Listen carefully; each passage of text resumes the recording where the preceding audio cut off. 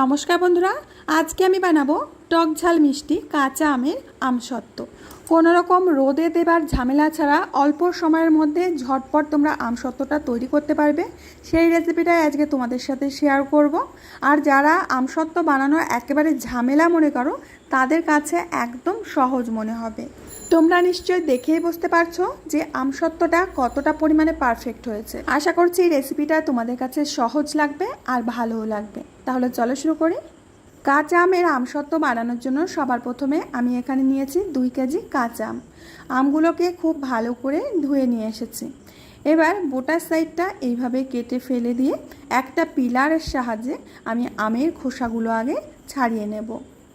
বন্ধুরা, সারা বছর কাঁচা আম সংরক্ষণের অনেকগুলো পদ্ধতি থাকে, তার মধ্যে এই পদ্ধতিটা একেবারে অন্যতম পদ্ধতি। এটা খাবার জন্য সময় লাগে না, অন্য কোনো জিনিসও লাগে না, যখনই ইচ্ছা হয় তখনই খাওয়া যায়।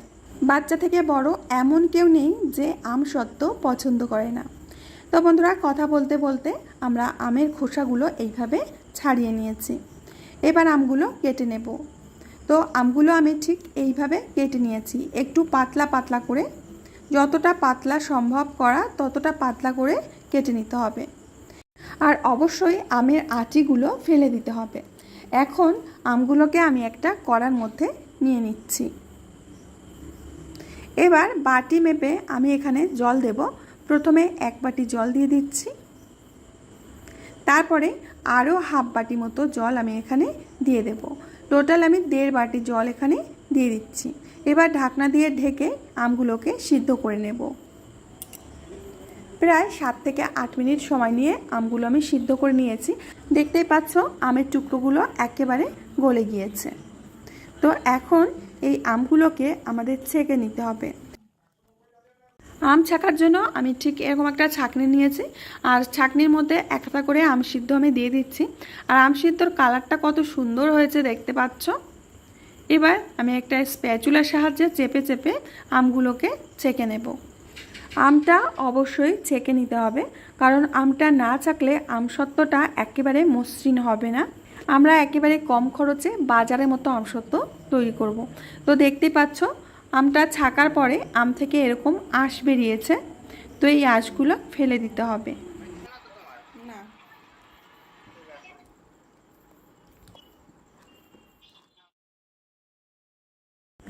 আমটা ছাকার পরে আমের কাইটা কতটা পরিমাণে স্মুথ হয়েছে দেখতে পাচ্ছ।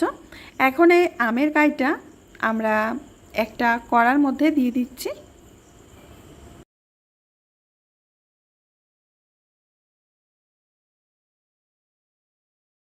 এখন দেবো চিনি। এখানে যতটা পরিমাণে আম সিদ্ধ রয়েছে তার অর্ধেকটা পরিমাণে চিনি দিতে হবে। এবার চিনিটাকে খুব ভালো করে আমের সাথে মিশিয়ে দেব।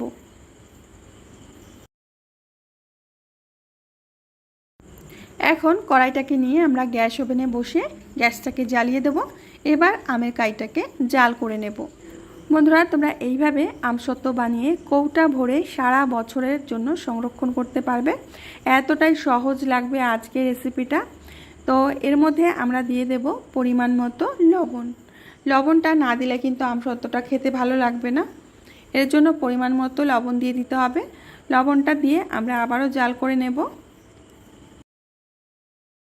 প্রায় 10 মিনিট সময় নিয়ে আমরা আমের কাইটাকে জাল করে নিয়েছি। দেখতে পাচ্ছ একেবারে কাচের মতো হয়ে গেছে দেখতে। এখন এর মধ্যে মাত্র 2টো উপকরণ মেশাতে হবে। প্রথমে আমরা মিশিয়ে দিচ্ছি চিলি ফ্লেক্স, আর সাথে দিয়ে দেব মৌরি গুঁড়ো। আমসত্ত্বে খুব বেশি মশলা দেবার কোনো প্রয়োজন হয় না, সেটা আমরা জানি। এই 2টো মশলা দিলেই হয়ে যায়। তো মশলাটাকে খুব ভালো করে মিশিয়ে নেব। আমসত্ত্ব আমাদের একেবারেই জাল করা হয়ে গেছে, এর থেকে বেশি জাল করার দরকার নেই, তাহলে আমসত্ত্ব কিন্তু আমরা প্লেটে ঢালতে পারবো না। একটা প্লেট আমি আগে থেকে তেল ব্রাশ করে নিয়েছিলাম। এবার 1 হাতা করে আমের মিশ্রণ থালার মধ্যে দিয়ে দেব। যত পাতলা করে দেবে আমসত্ত্বটা কিন্তু তত তাড়াতাড়ি তৈরি হয়ে যাবে। আর যেটা তোমাদের বলেছি, আজকে কিন্তু কোনো রকম রোদে দেওয়ার ঝামেলা ছাড়াই আমসত্ত্বটা তৈরি হবে। তো একইভাবে আমি আরও একটা ট্রেতে আমসত্ত্ব দিয়ে দিচ্ছি। বন্ধুরা, রেসিপি দেখে যদি ভালো লাগে প্লিজ লাইক করবে, কমেন্ট করবে, বন্ধুদের সাথে শেয়ার করবে। আমার চ্যানেলটি এখনও না সাবস্ক্রাইব করে থাকলে অবশ্যই সাবস্ক্রাইব করবে। ফেসবুক থেকে দেখে থাকলে অবশ্যই পেজটিকে ফলো করবে। তো আমি একটি ট্রে আর দুটো থালাতে দিয়ে দিয়েছি, দেখতেই পাচ্ছ আমি বেশ পাতলা করেই দিয়েছি। যত পাতলা দিতে পারবে তত কিন্তু তাড়াতাড়ি শুকিয়ে যাবে। এবার এইভাবে সারা রাত আমরা ফ্যানের নিচে আমসত্ত্বগুলোকে রেখে দেব। তবে আমসত্ত্বতে যদি চিনির পরিমাণ কম হয় তাহলে কিন্তু ফ্যানের বাতাসে আমসত্ত্বটা হবে না, সেটাও মাথায় রাখতে হবে। সারা রাত ফ্যানের তলায় থাকার পর আমি একটা রোদ দিয়ে নিয়েছি, আর এক রোদেই কিন্তু আমার আমসত্ত্বগুলো একেবারে রেডি হয়ে গেছে। আর তোমরা দেখতেই পাচ্ছ বন্ধুরা আমসত্ত্বটা কতটা পরিমাণে পারফেক্ট হয়েছে। থালা থেকে একেবারে খুব সহজেই কিন্তু উঠে এসেছে। তোমাদের আমি ভিডিওর শুরুতেই বলেছিলাম যে রোদে দেওয়া ঝামেলা ছাড়া আমসত্ত্ব। তোমরা যদি আমসত্ত্বটা সারা বছর সংরক্ষণ করতে চাও তাহলেই রোদে দিতে হবে, নতুবা ফ্যানের হাওয়াতে যতটা শুকাবে আমসত্ত্বটা পারফেক্ট হবে, তোমরা এমনিই খেতে পারবে। আর যদি সংরক্ষণ করতে চাও সারা বছরের জন্য তাহলে একটা বা দুটো রোদ দিলেই হয়ে যাবে। এখন আমি একটা আমসত্ত্ব তোমাদের কেটে দেখাচ্ছি যে এটা কতটা পরিমাণে পারফেক্ট হয়েছে। এটা কিন্তু রোল করলেও রোলটা ভেঙে যাবে না। যদি আমসত্ত্ব পারফেক্ট না হয় তাহলে কিন্তু রোল করা যায় না আর রোলটা ভেঙে যায়।